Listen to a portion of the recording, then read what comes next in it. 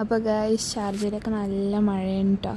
രാവിലെ ഒരു 4 മണിക്ക് തുടങ്ങിയ മഴയാണ്, രാത്രിയായിട്ട് നിർത്തുന്നില്ല. അത്രയ്ക്ക് നല്ല കനത്ത മഴയാണ് കേട്ടോ. അപ്പോൾ ഈ ക്ലിപ്സ് ഒന്നും ഞാൻ എടുത്തല്ല, എൻ്റെ ഫ്രണ്ടിൽ നിന്ന് ഞാൻ പൊക്കിയതാണ്. അവളെപ്പോഴും പുറത്തു മഴയൊക്കെ പെയ്യുമ്പോഴത്തേക്കും, അപ്പോൾ ഞാൻ അവളുടെ അടുത്ത് നിന്ന് പൊക്കിയതാണ് കേട്ടോ. ഇതും ഞാൻ പൊക്കിയതാണ്. ഇതെൻ്റെ വീടിൻ്റെ അടുത്തുള്ള പാർക്കാണ് ഗൈസ്. ഫുൾ മുട്ടറ്റും വെള്ളത്തിലാണ് ഗൈസ്. Set okay.